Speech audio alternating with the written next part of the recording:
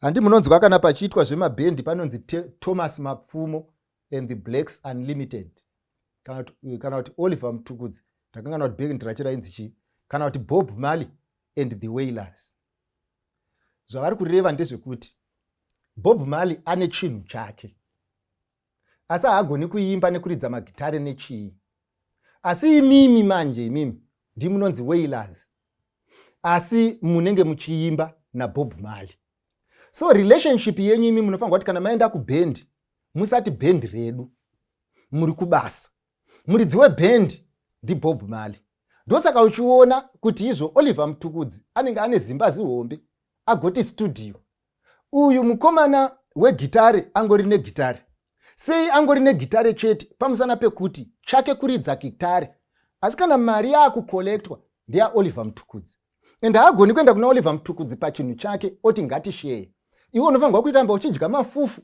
Mbiri yaunofanirwa kuita ndeyekuti inini ndinofamba na Bob Marley. So it was idea ya Bob Marley and you became the Wailers. Saka ndiri kuti inini pamwe pacho paunofunga iwewe kuti uri muhadi, uri kukanganwa kuti hausiri weBob Marley. Pamwe pacho paunofunga kuti ndiri kudya nyika rutivi, uri kukanganwa kuti hausi weBob Marley. Iwe ungori the Wailers. Mungori vanhu muri dhende riri kuteera Bob Marley. Asi muridzi wepfungwa chaiye hapo. Saka pfungwa dzamunoti ndedzamazuva ano, pfungwa zhinji dzamunoti ndedziri modern, pfungwa zhinji dzamunofunga kuti izvo imimi dziri kutipa generation gap pakati pedu isusu nemi, hadzizi pfungwa dzenyu. Hamuziri mwana Bob Marley. Imimi mungori maWailers. Asi kungoti magitare anogona kuita ruzha kudarika anoimba. Zvino kana magitare achiita ruzha kudarika anoimba, mufunga kuti bhendi nderenyu. Bhendi harizi renyu, imimi chenyu kuhonyera varidzi vebhendi vanoziva chinhu chavo. Saka vazhinji venyu muri uko ndoda kukuudzai, mungave vatsvuku, mungave vatete, mungave vakobvu, mungave vakareba, mungave vari shoti, mungave vatema, mungave chii, ndoda kukuudzai kuti vazhinji venyu muri uko, maideas amuri kufamba muchifunga kuti you discovered something, hamuna zvamunazvo imimi. You are just the Wailers. Vana Bob Marley takamira zvedu kuno. Ende zvinoitika ndezvoti pamunokwira muchidzika nestreet, pamunoenda nekudzoka, issue yatinongoziva ndeyekuti izvo the Wailers make more noise than the owner weband. Why? Because the idea does not belong to them. Ende unoziva zvakaitwa naMwari so zvaanoita. Vanhu vanotanga kuvaka chinhu chisingapereka, iye zivi zvake. Vounganidza matombo, iye zivi zvake. Vototenga simende, iye zivi zvake. Vototenga matrowel, iye zivi zvake. Vototenga nedhaka rekuumbisa, iye zivi zvake. Votochera foundation, Mwari zivi zvake. Vototanga kuvaka, Mwari zivi zvake. Votosvika pa first level, Mwari zivi zvake. Votosvika pa second level, Mwari zivi zvake. Votosvika pa third level, Mwari zivi zvake. Ozoti papaya, regai ndinoona kuti kune vanhu ava vari kutraya kuita sei. Ndo zvinoita Mwari nhai. Unoziva zvinorwadza Mwari.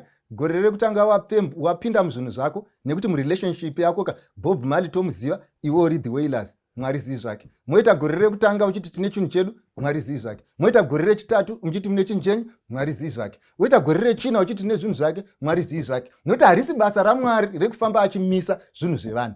Asi zvinozoitika manje ndezvinoti wasvika mugore rechi7 paunorambwa, iwewe Wailer nekuti ndimunoita ruzha ruzhinjika, munofamba muchiti ndakatambisirwa nguva. Nyamba pakuvakwa kweBabel.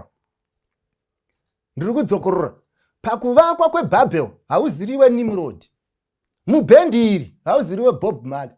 Mubhendi iri hauziriwe Oliver Mtukudzi. Why? Wakagara muidea yemunhu ukaitora sei yako. Waitora sei yako, unovhaira sei une zvaunazvo. Unovhaira seuri kuenda, unovhaira sewamutsa ichaseveswa, unovhaira seuri kubika zvinonaka, unovhaira sezviri kuendeka, unovhaira sewatochibata, unovhaira sewatove mukitchen, unovhaira sezvinonzi wakutotonga nyika, unovhaira sezvinonzi ndiwe mukuru hakuna anokuziva, unovhaira kusvika pekupedzisira. Why? Nekuti ndiwe musikana wechitatu wevamwe vakuru vari kuhurumende. Saka kana wavhaira kudaro zvinotoita sezvinonzi iwewe ndiwe wahurumende yako. Asi Mwari manje ari kuti ndinokusiyai muchiita, mombovaka sezvinoendeka, motombokisana sezvinoendeka, motobatana sezvinoendeka, otombovata kumba kwavo sezvinoendeka. Asi gore randinodzika kuti ndonoti muri kumboita nezvei. ndo panoita problem. Saka ndo issue yekutanga yandoda kukuudzai nhasi vana vangu kuti izvo, kana uchirasika, why can't you get lost in your own idea than other people's ideas?